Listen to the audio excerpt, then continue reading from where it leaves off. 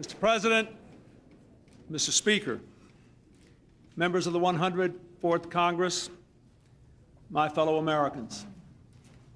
Again, we are here in the sanctuary of democracy. And once again, our democracy has spoken. So let me begin by congratulating all of you here in the 104th Congress and congratulating you, Mr. Speaker.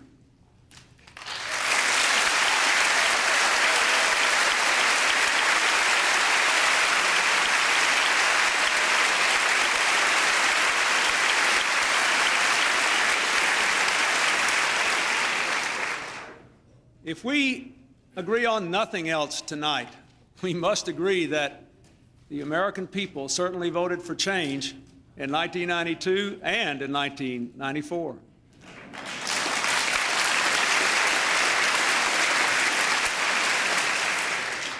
And as I look out at you, I know how some of you must have felt in 1992. But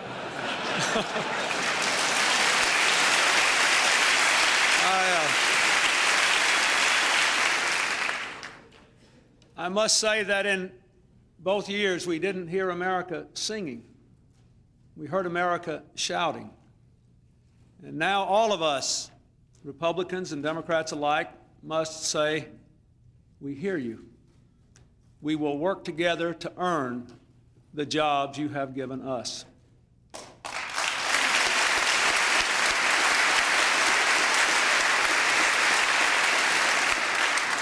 For we are the keepers of a sacred trust, and we must be faithful to it in this new and very demanding era.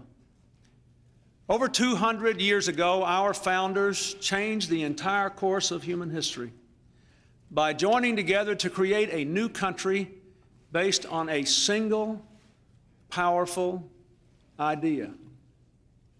We hold these truths to be self-evident, that all men are created equal, endowed by their Creator with certain inalienable rights, and among these are life, liberty, and the pursuit of happiness.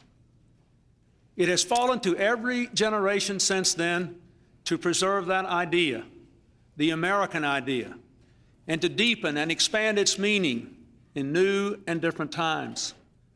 To Lincoln and to his Congress, to preserve the Union and to end slavery. To Theodore Roosevelt and Woodrow Wilson, to restrain the abuses and excesses of the Industrial Revolution and to assert our leadership in the world. To Franklin Roosevelt, to fight the failure and pain of the Great Depression and to win our country's great struggle against fascism. And to all our presidents since, to fight the Cold War. Especially, I recall two who struggled to fight that Cold War in partnership with Congresses where the majority was of a different party. To Harry Truman, who summoned us to unparalleled prosperity at home and who built the architecture of the Cold War. And to Ronald Reagan, whom we wish well tonight, and who exhorted us to carry on until the twilight struggle against communism was won.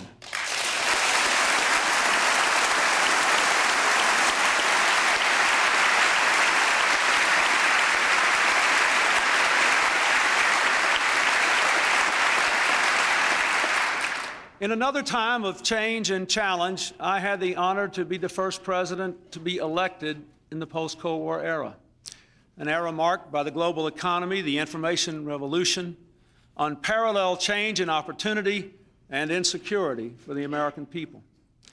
I came to this hallowed chamber 2 years ago on a mission to restore the American dream for all our people and to make sure that we move into the 21st century still the strongest force for freedom and democracy in the entire world. I was determined then to tackle the tough problems too long ignored. In this effort, I am frank to say that I have made my mistakes, and I have learned again the importance of humility in all human endeavor.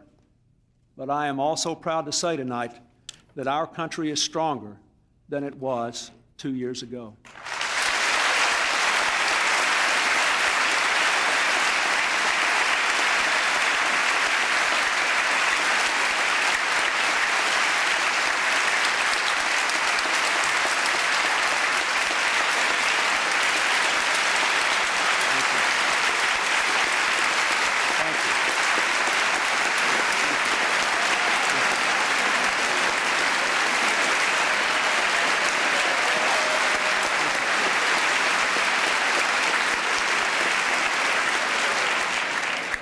Record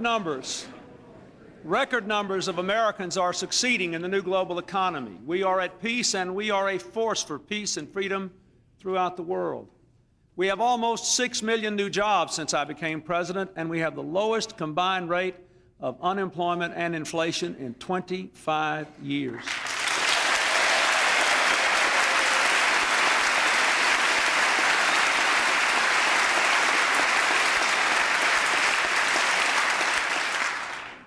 Our businesses are more productive, and here we have worked to bring the deficit down, to expand trade, to put more police on our streets, to give our citizens more of the tools they need to get an education and to rebuild their own communities. But the rising tide is not lifting all boats. While our nation is enjoying peace and prosperity, too many of our people are still working harder and harder for less and less. While our businesses are restructuring and growing more productive and competitive, too many of our people still can't be sure of having a job next year or even next month. And far more than our material riches are threatened, things far more precious to us: our children, our families, our values. Our civil life is suffering in America today. Citizens are working together less and shouting at each other more. The common bonds of community, which have been the great strength of our country from its very beginning, are badly frayed. What are we to do about it? More than 60 years ago, at the dawn of another new era, President Roosevelt told our nation, "New conditions impose new requirements on government and those who conduct government." And from that simple proposition, he shaped the New Deal, which helped to restore our nation to prosperity and define the relationship between our people and their government for half a century.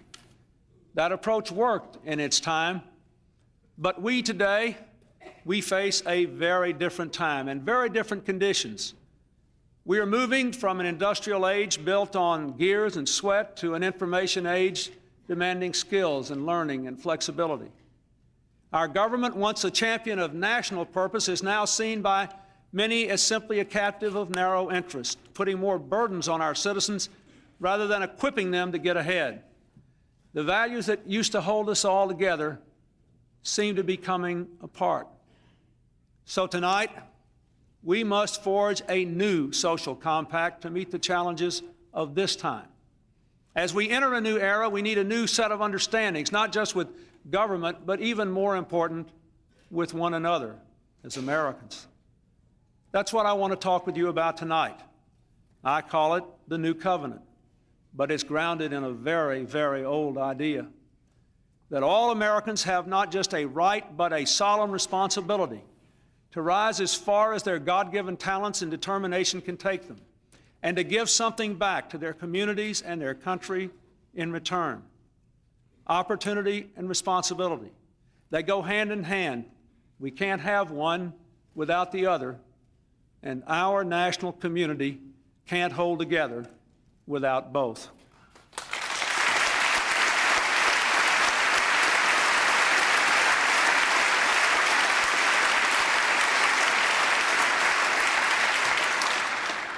Our new covenant is a new set of understandings for how we can equip our people to meet the challenges of the new economy, how we can change the way our government works to fit a different time, and above all, how we can repair the damaged bonds in our society and come together behind our common purpose. We must have dramatic change in our economy, our government, and ourselves. My fellow Americans, without regard to party, let us rise to the occasion. Let us put aside partisanship and pettiness and pride. As we embark on this new course, let us put our country first, remembering that regardless of party label, we are all Americans. And let the final test of everything we do be a simple one. Is it good for the American people?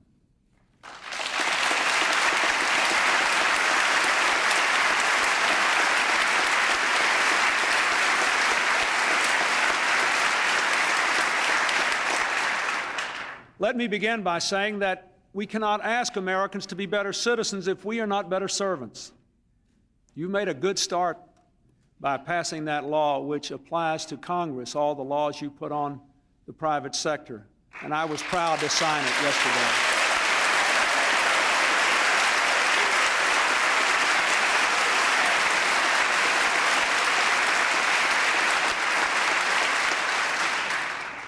But we have a lot more to do before people really trust the way things work around here. 3 times as many lobbyists are in the streets and corridors of Washington as were here 20 years ago. The American people look at their capital and they see a city where the well-connected and the well-protected can work the system. But the interests of ordinary citizens are often left out. As the new Congress opened its doors, lobbyists were still doing business as usual. The gifts, the trips, all the things that people are concerned about haven't stopped. Twice this month, you missed opportunities to stop these practices. I know there were other considerations in those votes, but I want to use something that I've heard my Republican friends say from time to time. It doesn't have to be a law for everything. So tonight, I ask you to just stop taking the lobbyist purse. Just stop.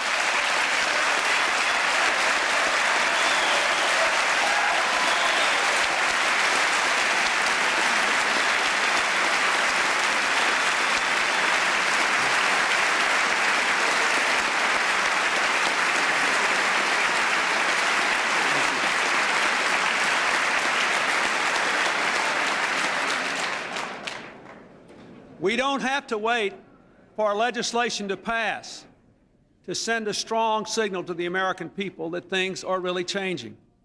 But I also hope you will send me the strongest possible lobby reform bill, and I'll sign that too. We should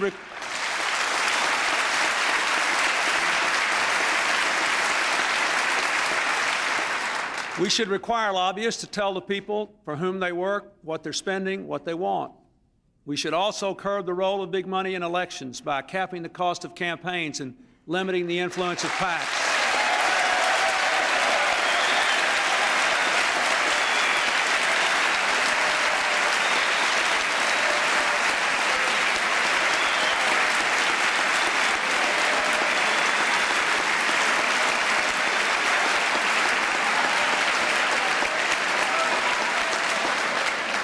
And as I have said for 3 years, we should work to open the airwaves so that they can be an instrument of democracy, not a weapon of destruction, by giving free TV time to candidates for public office.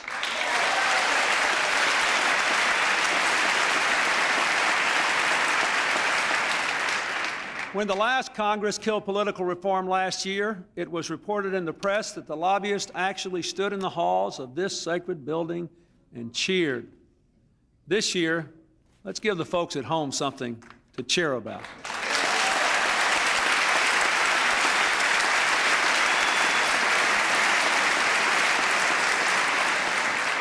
More important, I think we all agree that we have to change the way the government works. Let's make it smaller, less costly, and smarter. Leaner, not meaner.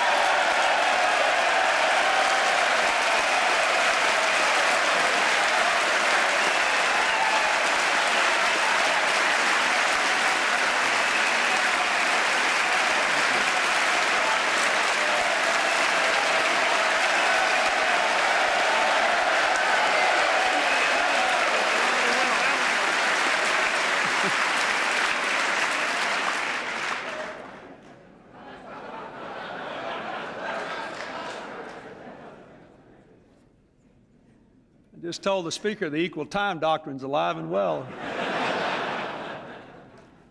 The new covenant approach to governing is as different from the old bureaucratic way as the computer is from the manual typewriter. The old way of governing around here protected organized interest. We should look out for the interest of ordinary people. The old way divided us by interests, constituency, or class. The new covenant way should unite us behind a common vision of what's best for our country.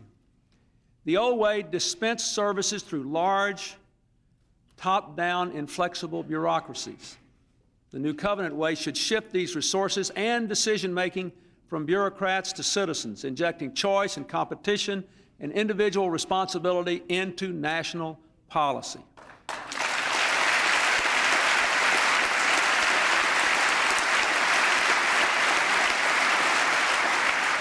The old way of governing around here actually seemed to reward failure. The New Covenant way should have built-in incentives to reward success. The old way was centralized here in Washington. The New Covenant way must take hold in the communities all across America, and we should help them to do that.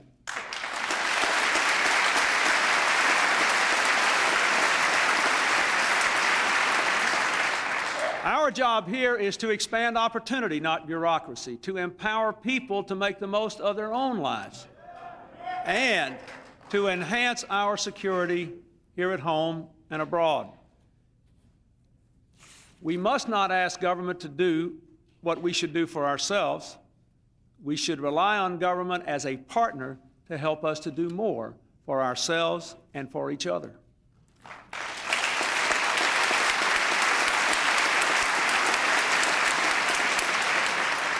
I hope very much that as we debate these specific and exciting matters, we can go beyond the sterile discussion between the illusion that there is somehow a program for every problem on the one hand, and the other illusion that the government is the source of every problem we have. Our job is to get rid of yesterday's government so that our own people can meet today's and tomorrow's needs, and we ought to do it together.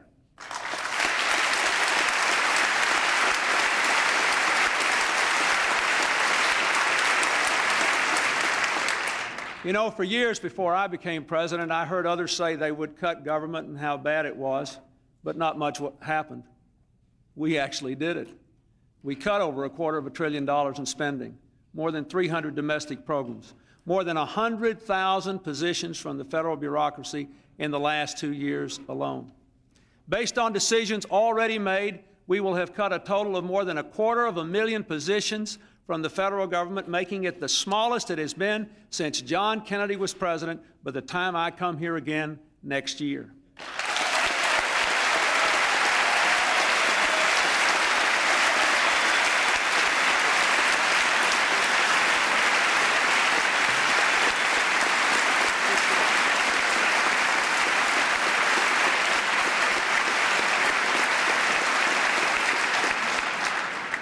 Under the leadership of Vice President Gore, our initiatives have already saved taxpayers $63 billion. The age of the $500 hammer and the ashtray you can break on David Letterman is gone. Deadwood programs like mohair subsidies are gone. We've streamlined the Agriculture Department by reducing it by more than 1,200 offices. We've slashed the small business loan form from an inch thick to a single page. We've thrown away the government's 10,000-page personnel manual. And the government is working better in important ways. FEMA, the Federal Emergency Management Agency, has gone from being a disaster to helping people in disasters.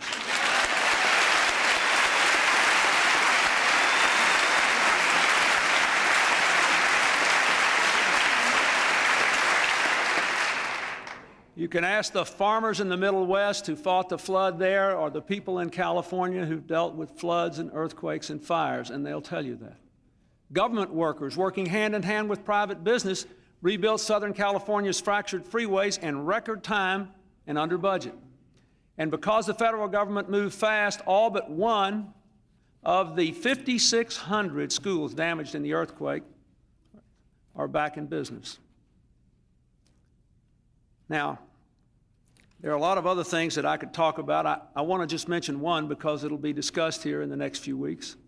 University administrators all over the country have told me that they are saving weeks and weeks of bureaucratic time now because of our direct college loan program, which makes college loans cheaper and more affordable with better repayment terms for students, costs the government less, and cuts out paperwork and bureaucracy for the government and for the universities. We shouldn't cap that program. We should give every college in America the opportunity to be a part of it.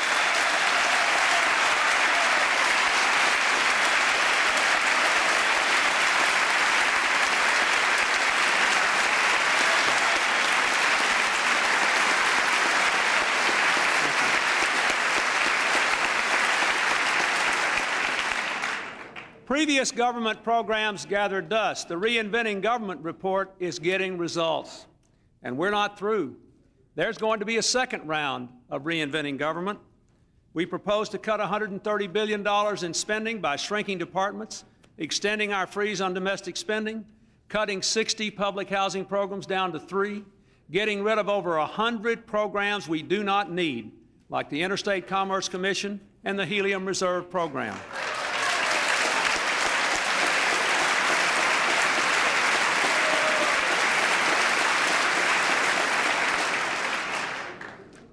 And we're working on getting rid of unnecessary regulations and making them more sensible. The programs and regulations that have outlived their usefulness should go. We have to cut yesterday's government to help solve tomorrow's problems.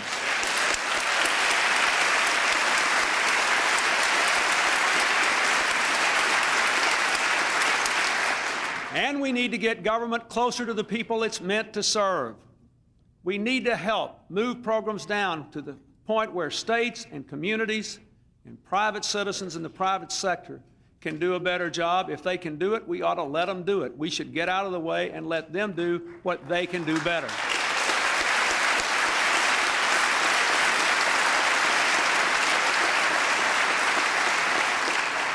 Taking power away from federal bureaucracies and giving it back to communities and individuals is something everyone should be able to be for.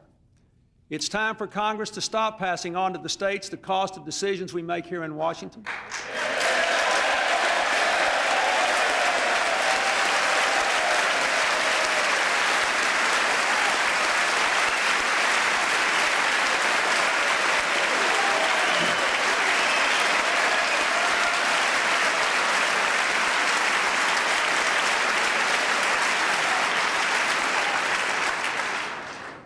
I know there are still serious differences over the details of the unfunded mandates legislation, but I want to work with you to make sure we pass a reasonable bill which will protect the national interest and give justified relief where we need to give it.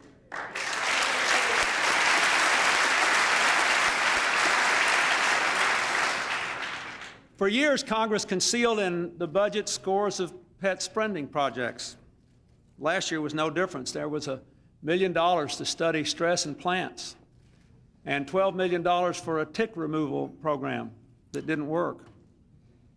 It's hard to remove ticks. Those of us who've had them know. But I'll tell you something. If you'll give me the line item veto, I'll remove some of that unnecessary spending.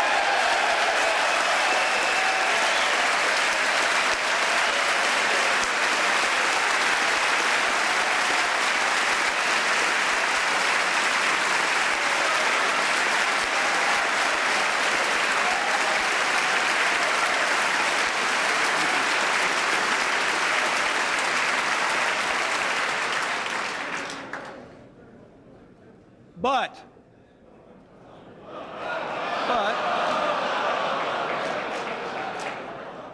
I think we should all remember, and almost all of us would agree, that government still has important responsibilities. Our young people, we should think of this when we cut. Our young people hold our future in their hands. We still owe a debt to our veterans.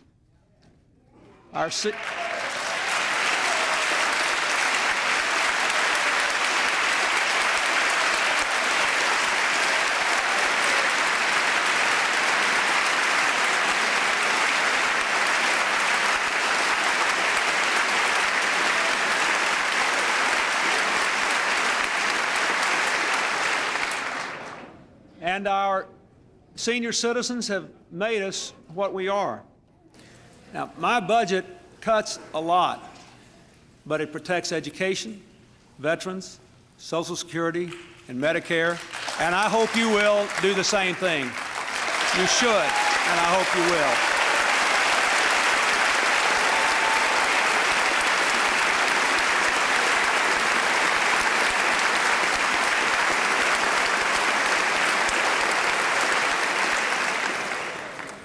And when we give more flexibility to the states, let us remember that there are certain fundamental national needs that should be addressed in every state, north and south, east and west.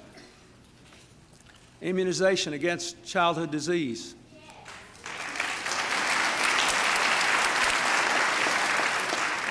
School lunches in all our schools.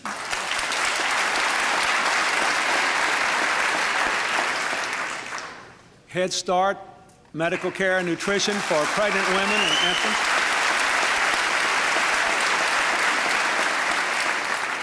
Medical care and nutrition for pregnant women and infants. All these things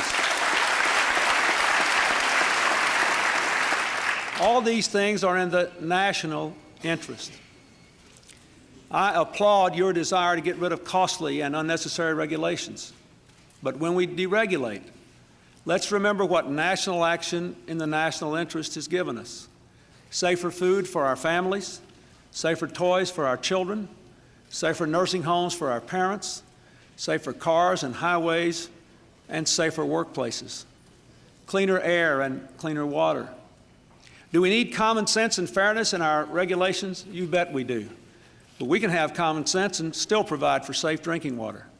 We can have fairness and still clean up toxic dumps, and we ought to do it.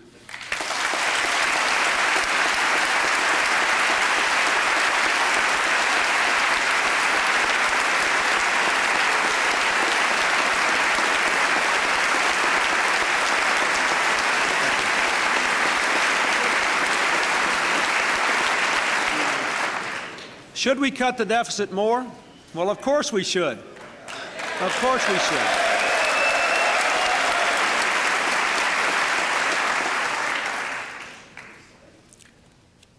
But we can bring it down in a way that still protects our economic recovery and does not unduly punish people who should not be punished, but instead should be helped. I know many of you in this chamber support the balanced budget amendment.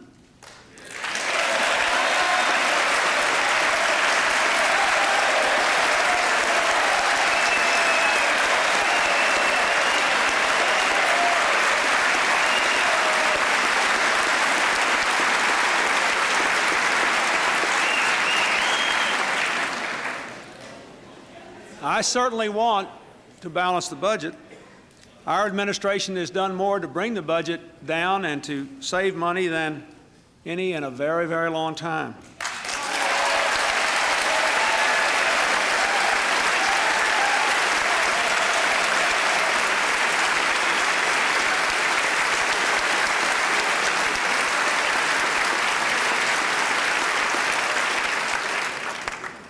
If you believe passing this amendment is the right thing to do, then you have to be straight with the American people. They have a right to know what you're going to cut, what taxes you're going to raise, how it's going to affect them.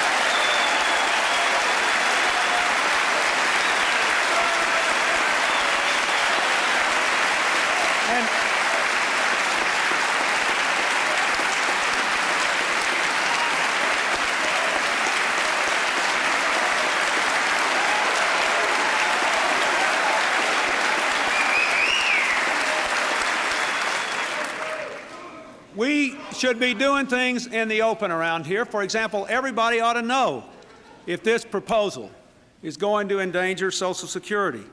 I would oppose that, and I think most Americans would. Nothing is done more to undermine our sense of common responsibility than our failed welfare system. This is one of the problems we have to face here in Washington in our new covenant. It rewards welfare over work. It undermines family values. It lets millions of parents get away without paying their child support.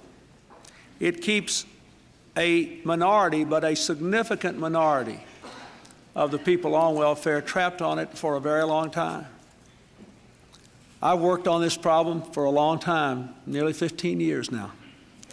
As a governor, I had the honor of working with the Reagan administration to write the last welfare reform bill back in 1988.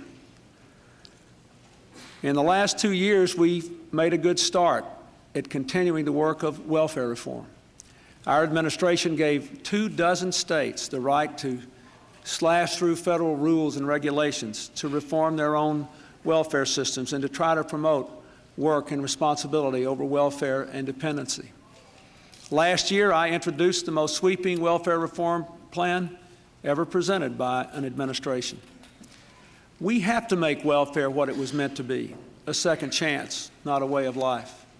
We have to help those on welfare move to work as quickly as possible, to provide child care and teach them skills if that's what they need for up to 2 years. But after that, there ought to be a simple, hard rule. Anyone who can work must go to work.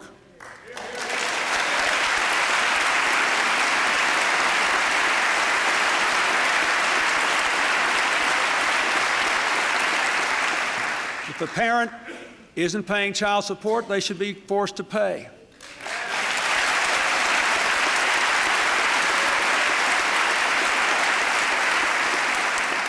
We should suspend driver's license, track them across state lines, make them work off what they owe. That is what we should do. Governments do not raise children, people do, and the parents must take responsibility for the children they bring into this world.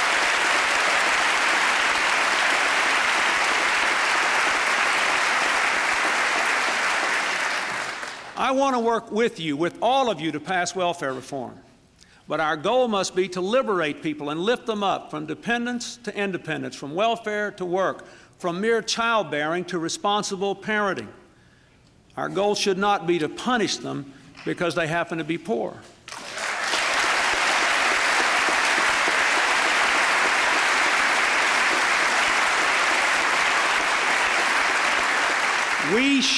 We should require work and mutual responsibility, but we shouldn't cut people off just because they're poor, they're young, or even because they're unmarried. We should promote responsibility by requiring young mothers to live at home with their parents or in other supervised settings, by requiring them to finish school. But we shouldn't put them and their children out on the street.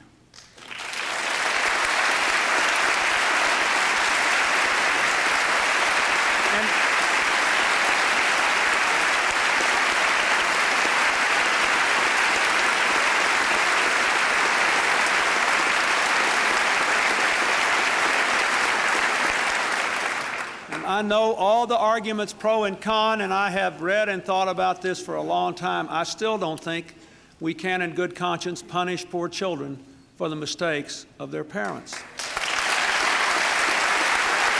Now,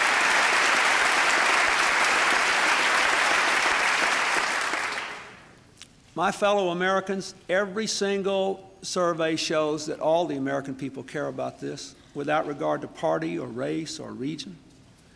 So let this be the year we end welfare as we know it. But also let this be the year that we are all able to stop using this issue to divide America. No one is more eager to end welfare.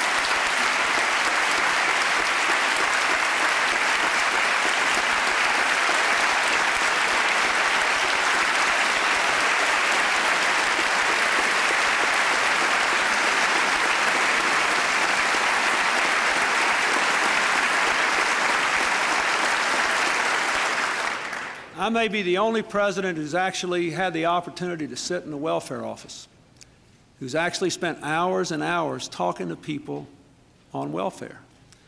And I am telling you, the people who are trapped on it know it doesn't work. They also want to get off. So we can promote together education and work and good parenting. I have no problem with punishing bad behavior or the refusal to be a worker or a student or a responsible parent. I just don't want to punish poverty and past mistakes. All of us have made our mistakes, and none of us can change our yesterdays, but every one of us can change our tomorrows.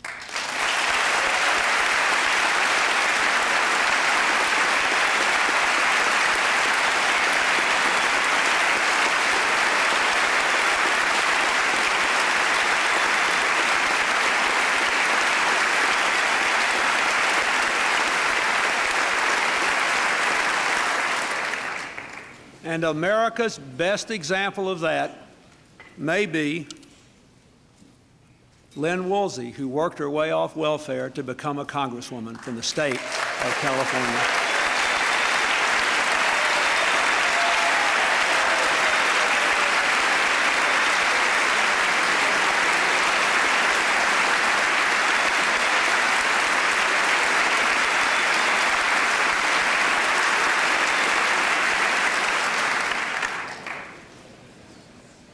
I know the members of this Congress are concerned about crime, as are all the citizens of our country.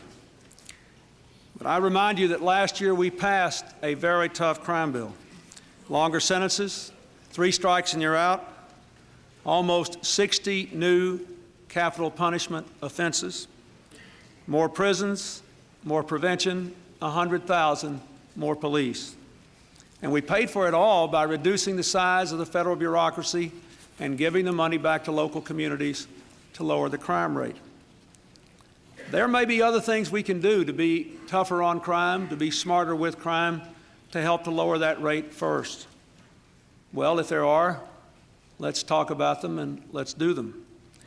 But let's not go back on the things that we did last year that we know work because the local law enforcement officers tell us that we did the right thing, because local community leaders who've worked for years and years to lower the crime rate tell us that they work.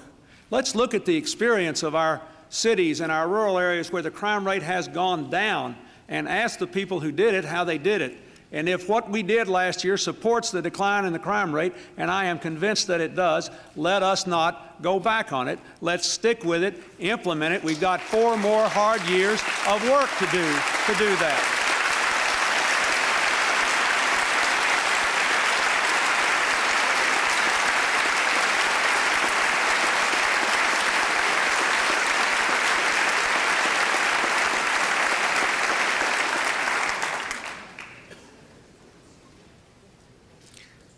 I don't want to destroy the good atmosphere in the room or in the country tonight, but I have to mention one issue that divided this body greatly last year.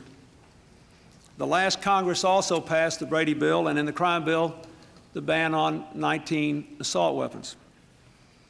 I don't think it's a secret to anybody in this room that several members of the last Congress who voted for that aren't here tonight because they voted for it.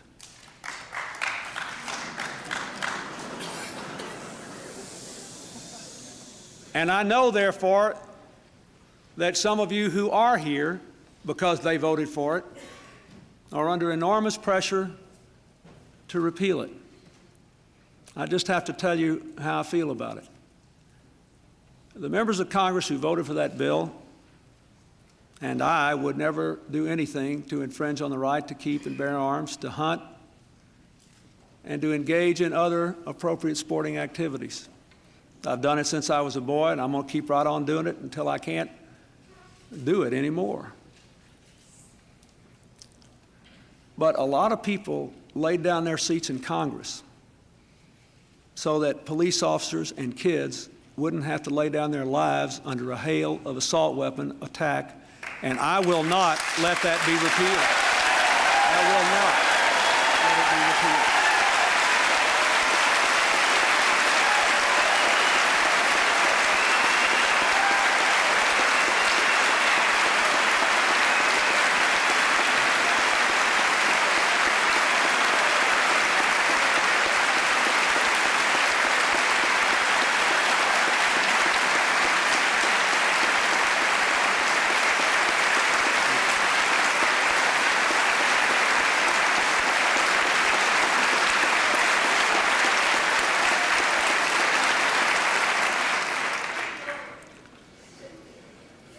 I'd like to talk about a couple of other issues we have to deal with.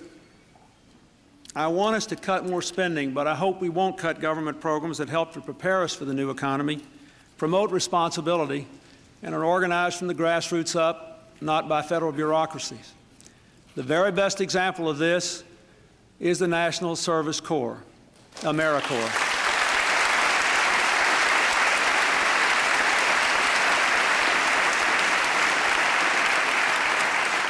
It passed with strong bipartisan support, and now there are 20,000 Americans, more than ever served in 1 year in the Peace Corps, working all over this country, helping people person to person in local grassroots volunteer groups, solving problems, and in the process, earning some money for their education.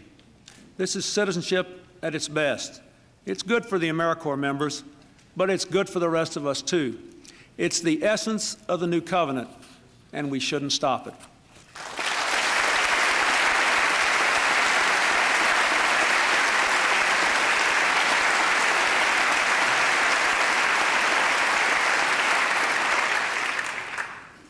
All Americans, not only in the states most heavily affected, but in every place in this country, are rightly disturbed by the large numbers of illegal aliens entering our country.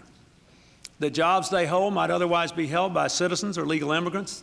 The public service they use impose burdens on our taxpayers. That's why our administration has moved aggressively to secure our borders more, by hiring a record number of new border guards, by deporting twice as many criminal aliens as ever before, by cracking down on illegal hiring, by barring welfare benefits to illegal aliens. In the budget I will present to you, we will try to do more to speed the deportation of illegal aliens who are arrested for crimes, to better identify illegal aliens in the workplace as recommended by the Commission headed by former Congresswoman Barbara Jordan. We are a nation of immigrants, but we are also a nation of laws. It is wrong and ultimately self-defeating for a nation of immigrants to permit the kind of abuse of our immigration laws we have seen in recent years, and we must do more to stop it.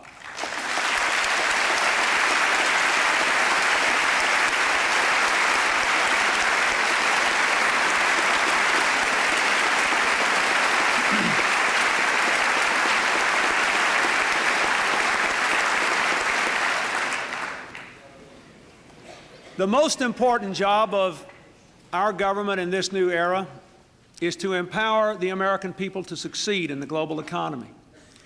America has always been a land of opportunity, a land where if you work hard, you can get ahead. We've become a great middle-class country. Middle-class values sustain us. We must expand that middle class and shrink the underclass, even as we do everything we can to support the millions of Americans who are already successful in the new economy. America is once again the world's strongest economic power. Almost 6 million new jobs in the last 2 years, exports booming, inflation down, high-wage jobs are coming back.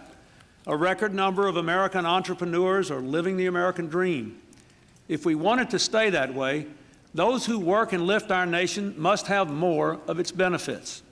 Today, too many of those people are being left out. They're working harder for less. They have less security, less income, less certainty that they can even afford a vacation, much less college for their kids or retirement for themselves. We cannot let this continue. If we don't act, our economy will probably keep doing what it's been doing since about 1978, when the income growth began to go to those at the very top of our economic scale. And the people in the vast middle got very little growth, and people who worked like crazy but were on the bottom then fell even further and further behind in the years afterward, no matter how hard they worked. We've got to have a government that can be a real partner in making this new economy work for all of our people, a government that helps each and every one of us to get an education and to have the opportunity to renew our skills. That's why we work so hard to increase educational opportunities in the last 2 years, from Head Start to public schools to apprenticeships for young people who don't go to college, to making college loans more available and more affordable. That's the first thing we have to do. We've got to do something to empower people to improve their skills. Second thing we ought to do is to help people raise their incomes immediately by lowering their taxes.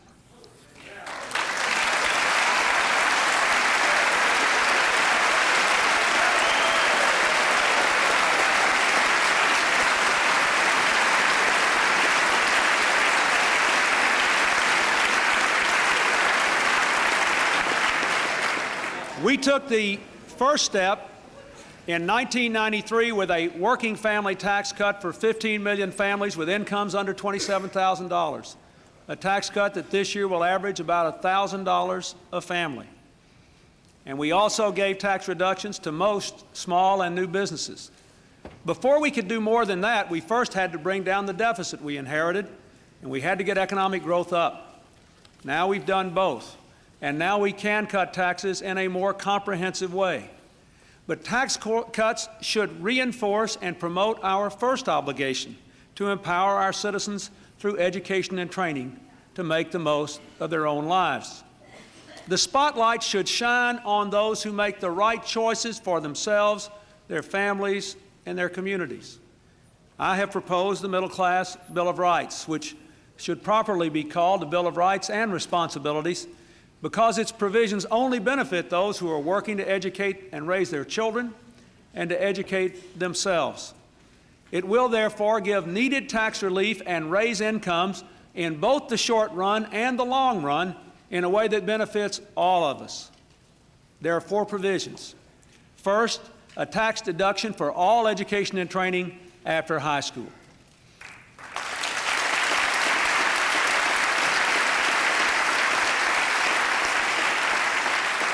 If you think about it, we permit businesses to deduct their investment. We permit individuals to deduct interest on their home mortgages. But today, an education is even more important to the economic well-being of our whole country than even those things are. We should do everything we can to encourage it, and I hope you will support it. Second, we ought to cut taxes, $500, for families with children under 13. Third, we ought to foster more savings and personal responsibility by permitting people to establish an individual retirement account and withdraw from it tax-free for the cost of education, health care, first-time home buying, or the care of a parent.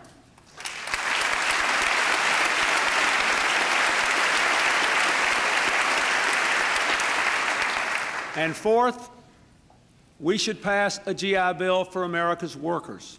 We propose to collapse nearly 70 federal programs and not give the money to the states, but give the money directly to the American people. Offer vouchers to them so that they, if they're laid off or if they're working for a very low wage, can get a voucher worth $2,600 a year for up to 2 years to go to their local community colleges or wherever else they want to get the skills they need to improve their lives. Let's empower people in this way. Move it from the government directly to the workers of America.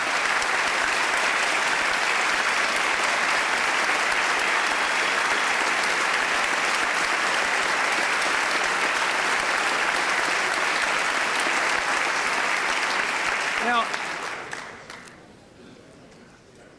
any one of us can call for a tax cut, but I won't accept one that explodes the deficit or puts our recovery at risk.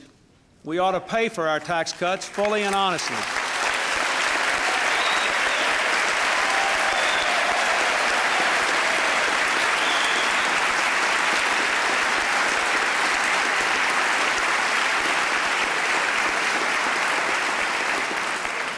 Just 2 years ago, it was an open question whether we would find the strength to cut the deficit.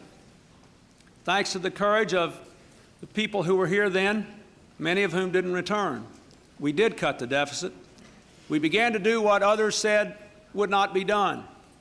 We cut the deficit by over $600 billion, about $10,000 for every family in this country. It's coming down 3 years in a row for the first time since Mr. Truman was president, and I don't think anybody in America wants us to let it explode again.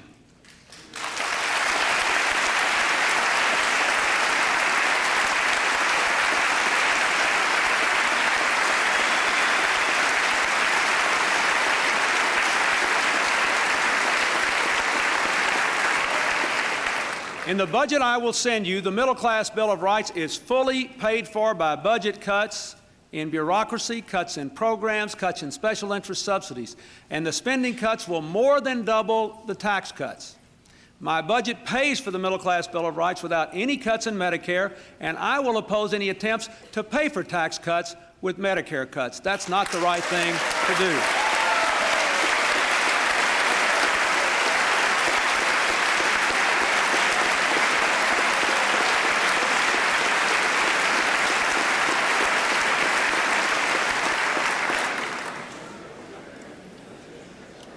I know that a lot of you have your own ideas about tax relief, and some of them I find quite interesting.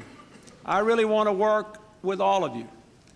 My test for our proposals will be, will it create jobs and raise incomes? Will it strengthen our families and support our children? Is it paid for? Will it build the middle class and shrink the underclass? If it does, I'll support it. But if it doesn't, I won't. The goal of building the middle class and shrinking the underclass is also why I believe that you should raise the minimum wage.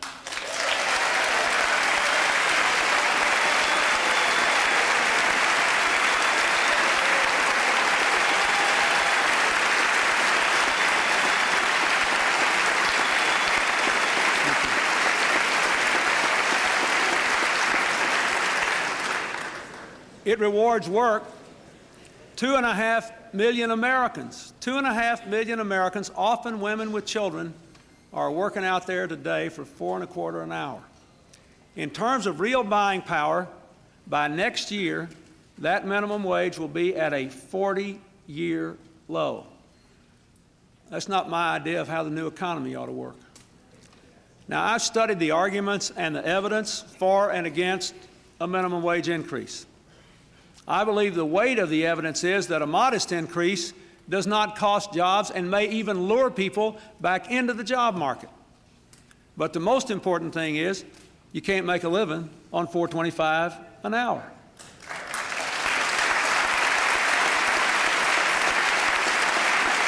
Now, especially if you have children, even with the working families tax cut we passed last year. In the past, the minimum wage has been a bipartisan issue, and I think it should be again. So I want to challenge you to have honest hearings on this, to get together, to find a way to make the minimum wage a living wage. Members of Congress have been here less than a month, but by the end of the week, 28 days into the new year, every member of Congress will have earned as much in congressional salary as a minimum wage worker makes all year long.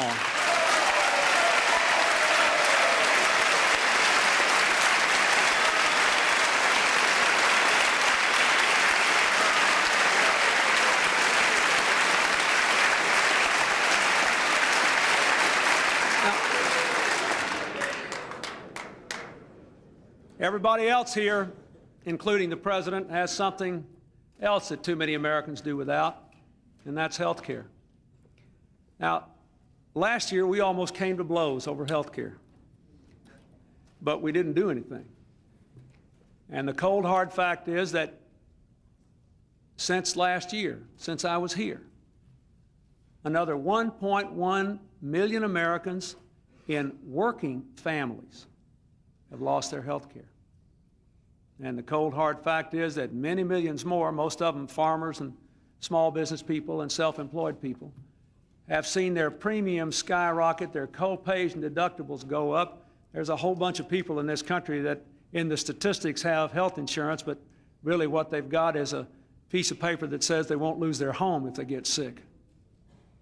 Now, I still believe our country has got to move toward providing health security for every American family.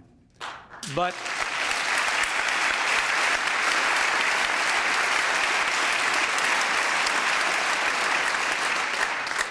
I know that last year, as the evidence indicates, we bit off more than we could chew. So I'm asking you that we work together. Let's do it step by step. Let's do whatever we have to do to get something done. Let's at least pass meaningful insurance reform so that no American risks losing coverage for facing skyrocketing prices.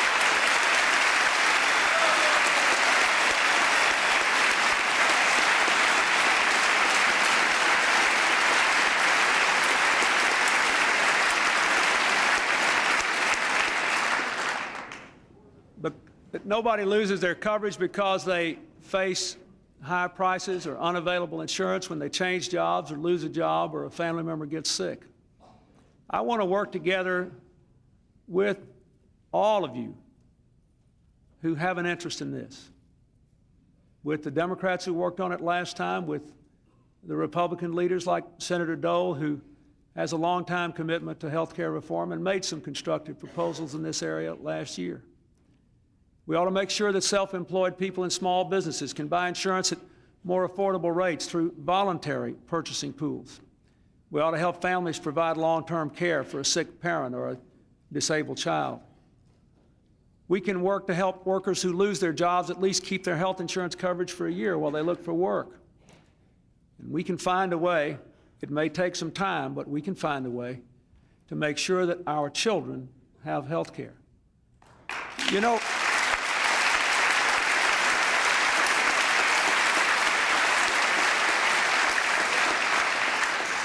I think everybody in this room, without regard to party, can be proud of the fact that our country was rated as having the world's most productive economy for the first time in nearly a decade.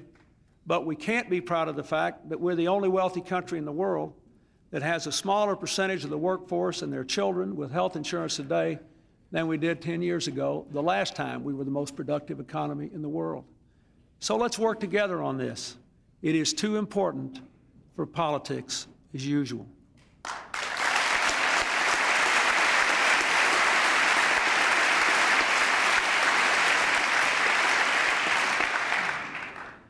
Much of what the American people are thinking about tonight is what we've already talked about. A lot of people think that the security concerns of America today are entirely internal to our borders. They relate to the security of our jobs and our homes and our incomes and our children, our streets, our health, and protecting those borders. Now that the Cold War has passed, it's tempting to believe that all the security issues, with the possible exception of trade, reside here at home. But it's not so.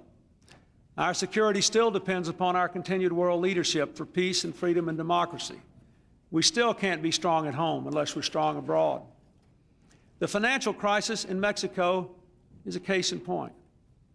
I know it's not popular to say it tonight, but we have to act. Not for the Mexican people, but for the sake of the millions of Americans whose livelihoods are tied to Mexico's well-being. If we want to secure American jobs, preserve American exports, safeguard America's borders, then we must pass the stabilization program and help to put Mexico back on track. Now let me repeat, it's not a loan, it's not foreign aid, it's not a bailout. We'll be given a guarantee like co-signing a note with good collateral that will cover our risk. This legislation is the right thing for America. That's why the bipartisan leadership has supported it. And I hope you in Congress will pass it quickly. It is in our interest, and we can explain it to the American people because we're going to do it in the right way.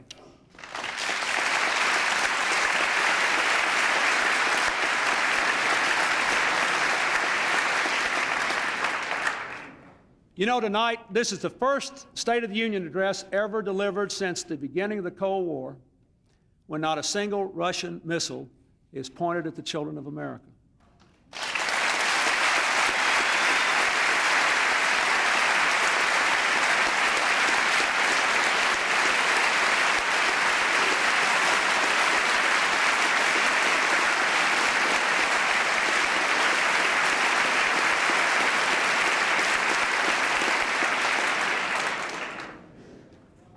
And along with the Russians, we're on our way to destroying the missiles and the bombers that carry 9,000 nuclear warheads. We've come so far, so fast in this post-Cold War world that it's easy to take the decline of the nuclear threat for granted. But it's still there, and we aren't finished yet. This year, I'll ask the Senate to approve START II to eliminate weapons that carry 5,000 more warheads. The United States will lead the charge to extend indefinitely the Nuclear Non-Proliferation Treaty to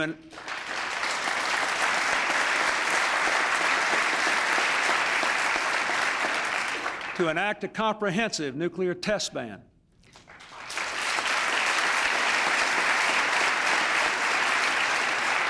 And to eliminate chemical weapons.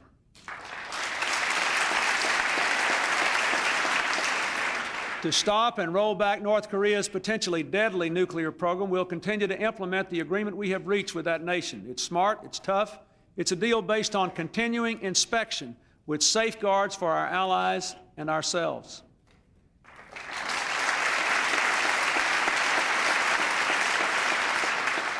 This year, I'll submit to Congress comprehensive legislation to strengthen our hand in combating terrorists, whether they strike at home or abroad. As the cowards who bombed the World Trade Center found out, this country will hunt down terrorists and bring them to justice.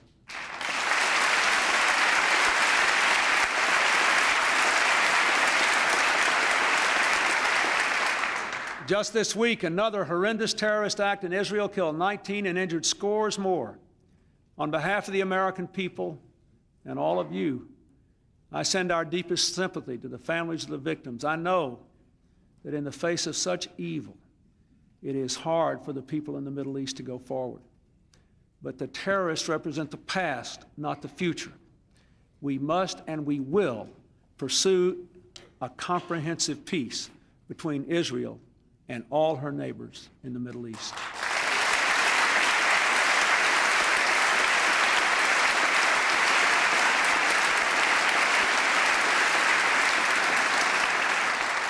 Accordingly, last night I signed an executive order that will block the assets in the United States of terrorist organizations that threaten to disrupt the peace process. It prohibits financial transactions with these groups. And tonight I call on all our allies and peace-loving nations throughout the world to join us with renewed fervor in a global effort to combat terrorism. We cannot permit the future to be marred by terror and fear and paralysis.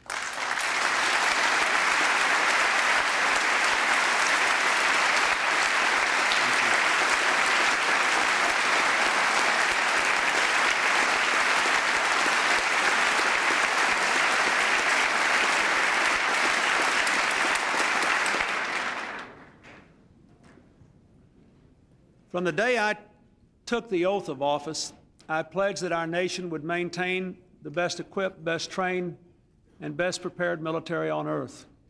We have, and they are. They have managed the dramatic downsizing of our forces after the Cold War with remarkable skill and spirit. But to make sure our military is ready for action and to provide the pay and the quality of life the military and their families deserve, I'm asking the Congress to add $25 billion in defense spending over the next 6 years.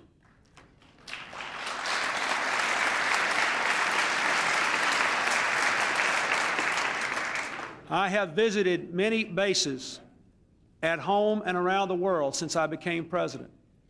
Tonight, I repeat that request with renewed conviction. We ask a very great deal of our armed forces. Now that they are smaller in number, we ask more of them. They go out more often to more different places and stay longer. They are called to service in many, many ways, and we must give them and their families what the times demand and what they have earned.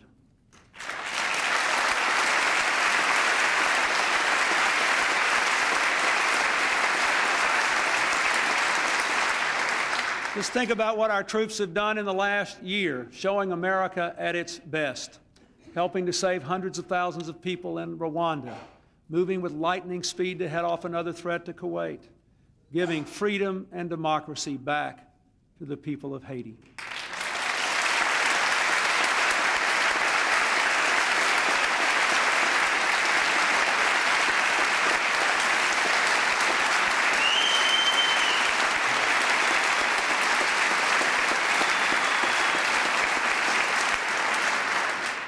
We have proudly supported peace and prosperity and freedom from South Africa to Northern Ireland, from Central and Eastern Europe to Asia, from Latin America to the Middle East.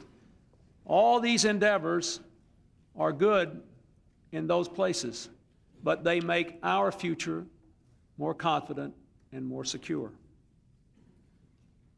Well, my fellow Americans, that's my agenda for America's future. Expanding opportunity, not bureaucracy, enhancing security at home and abroad, empowering our people to make the most of their own lives. It's ambitious and achievable, but it's not enough. We even need more than new ideas for changing the world or equipping Americans to compete in the new economy. More than a government that's smaller, smarter, and wiser. More than all the changes we can make in government and in the private sector from the outside in. Our fortunes and our posterity also depend upon our ability to answer some questions from within, from the values and voices that speak to our hearts as well as our heads. Voices that tell us we have to do more to accept responsibility for ourselves and our families, for our communities, and yes, for our fellow citizens. We see our families and our communities all over this country coming apart, and we feel the common ground shifting from under us. The PTA, the town hall meeting, the ballpark. It's hard for a lot of overworked parents to find the time and space for those things that strengthen the bonds of trust and cooperation. Too many of our children don't even have parents and grandparents who can give them those experiences that they need to build their own character and their sense of identity. We all know that while we here in this chamber can make a difference on those things, that the real differences will be made by our fellow citizens, where they work and where they live. And that'll be made almost without regard to party. When I used to go to the softball park in Little Rock to watch my daughter's league, and people would come up to me, fathers and mothers, and talk to me, I can honestly say I had no idea whether 90% of them were Republicans or Democrats. When I visited the relief centers after the floods in California, Northern California last week, a woman came up to me and did something that very few of you would do. She hugged me and said, "Mr. President, I'm a Republican, but I'm glad you're here." Now, why?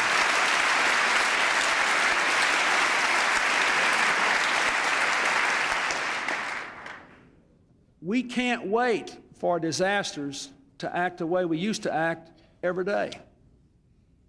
Because as we move into this next century, everybody matters. We don't have a person to waste. And a lot of people are losing a lot of chances to do better. That means that we need a new covenant for everybody. For our corporate and business leaders, we're going to work here to keep bringing the deficit down, to expand markets, to support their success in every possible way. But they have an obligation, when they're doing well, to keep jobs in our communities and give their workers a fair share of the prosperity they generate.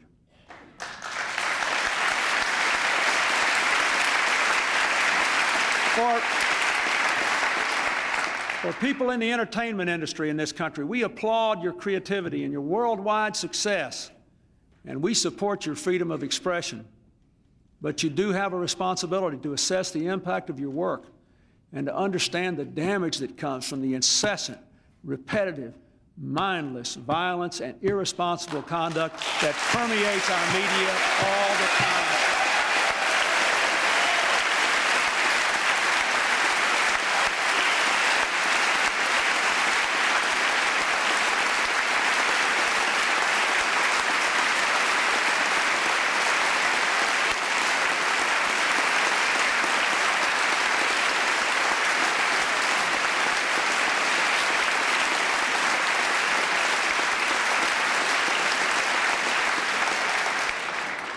We've got to ask our community leaders and all kinds of organizations to help us stop our most serious social problem, the epidemic of teen pregnancies and births where there is no marriage.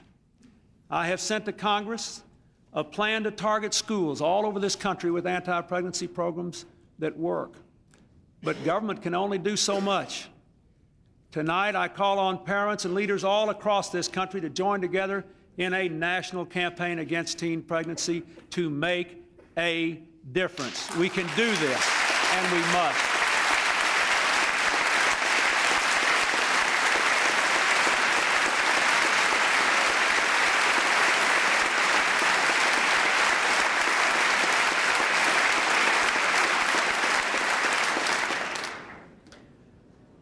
And I would like to say a special word to our religious leaders. You know, I'm proud of the fact that the United States has more houses of worship per capita than any country in the world. These people who lead our houses of worship can ignite their congregations to carry their faith into action, can reach out to all of our children, to all of people in distress, to those who have been savaged by the breakdown of all we hold dear. Because so much of what must be done must come from the inside out. And our religious leaders and their congregations can make all the difference. They have a role in the new covenant as well. There must be more responsibility for all of our citizens. You know, it takes a lot of people to help all the kids in trouble stay off the streets and in school. It takes a lot of people to build the Habitat for Humanity houses that the speaker celebrates on his lapel pin. It takes a lot of people to provide the people power for all the civic organizations in this country that made our communities mean so much to most of us when we were kids. It takes every parent to teach the children the difference between right and wrong and to encourage them to learn and grow and to say no to the wrong things, but also to believe that they can be whatever they want to be. I know it's hard when you're working harder for less, when you're under great stress to do these things. A lot of our people don't have the time or the emotional stress, they think, to do the work of citizenship. Most of us in politics hadn't helped very much.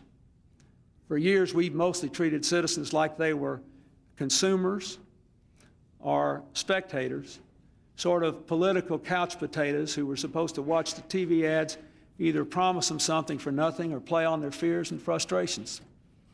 And more of our citizens now get most of their information in very negative and aggressive ways that are hardly conducive to honest and open conversations. But the truth is, we have got to stop seeing each other as enemies just because we have different views. If you go back to the beginning of this country, the great strength of America, as de Tocqueville pointed out when he came here a long time ago, has always been our ability to associate with people who were different from ourselves and to work together to find common ground.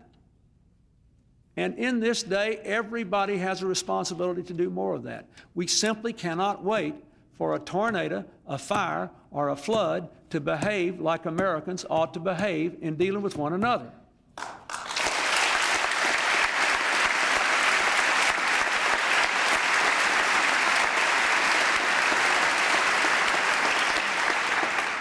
I want to finish up here by pointing out some folks that are up with the First Lady that represents what I'm trying to talk about.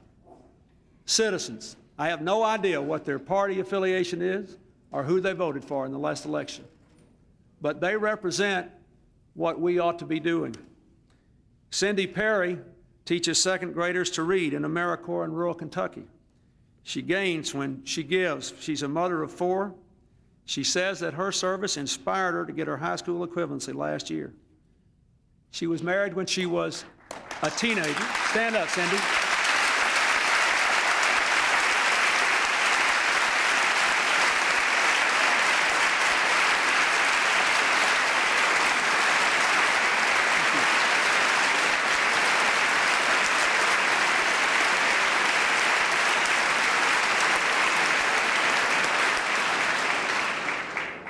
She was married when she was a teenager. She had 4 children, but she had time to serve other people, to get her high school equivalency, and she's going to use her AmeriCorps money to go back to college.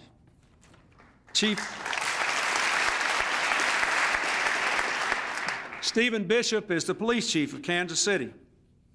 He's been a national leader. Stand up, Stephen.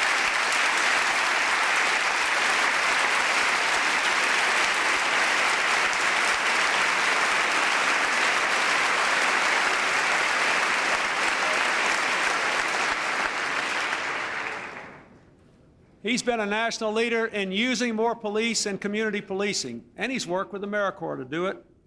And the crime rate in Kansas City has gone down as a result of what he did. Corporal Gregory DePestri went to Haiti as part of his adopted country's force to help secure democracy in his native land.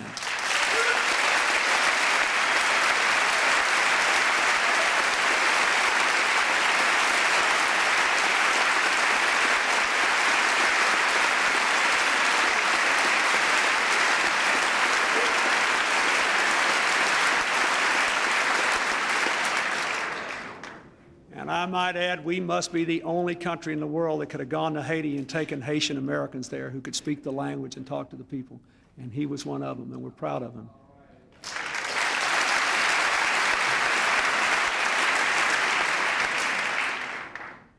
The next two folks I've had the honor of meeting and getting to know a little bit. The Reverend John and the Reverend Diana Cherry of the AME Zion Church in Temple Hills, Maryland. I'd like to ask them to stand.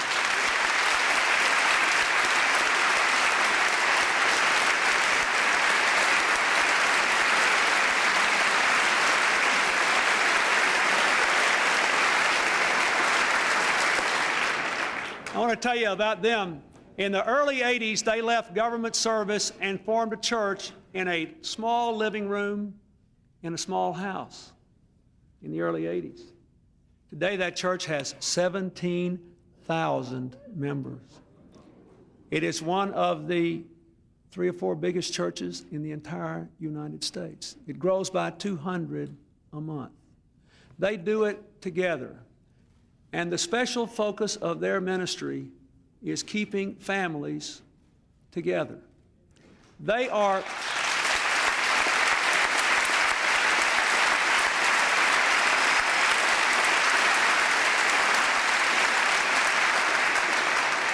two things they did make a big impression on me. I visited their church once, and I learned they were building a new sanctuary closer to the Washington, D.C. line in a higher crime, higher drug rate area because they thought it was part of their ministry to change the lives of the people who needed them.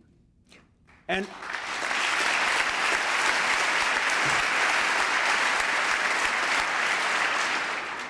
second thing I want to say is that once Reverend Cherry was at a meeting at the White House with some other religious leaders, and he left early to go back to his church to minister to 150 couples that he had brought back to his church from all over America to convince them to come back together to save their marriages and to raise their kids.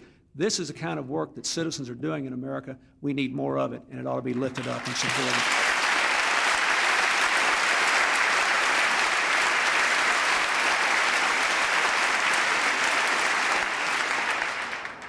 The last person I want to introduce is Jack Lucas from Hattiesburg, Mississippi.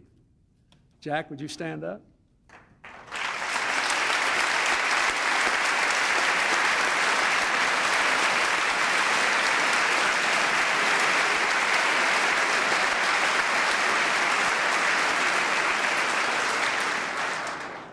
"50 years ago, in the sands of Iwo Jima, Jack Lucas taught and learned the lessons of citizenship.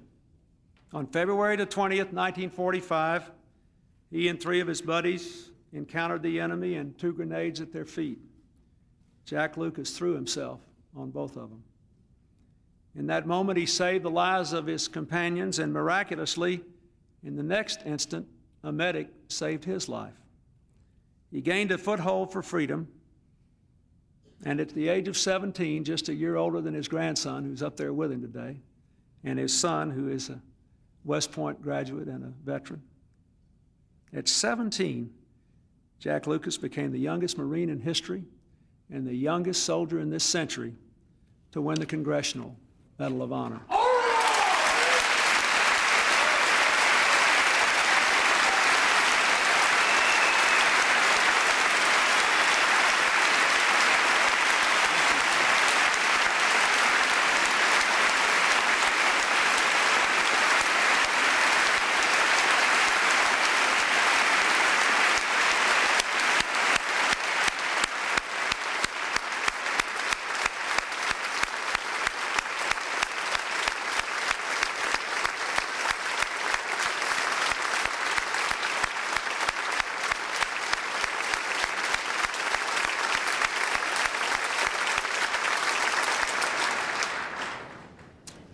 All these years later, yesterday, here's what he said about that day.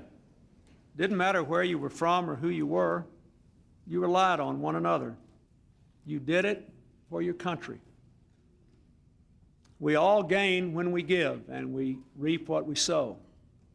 That's at the heart of this new covenant. Responsibility, opportunity, and citizenship. More than stale chapters in some remote civic book, there's still the virtue by which we can fulfill ourselves and reach our God-given potential and be like them, and also to fulfill the eternal promise of this country, the enduring dream from that first and most sacred covenant.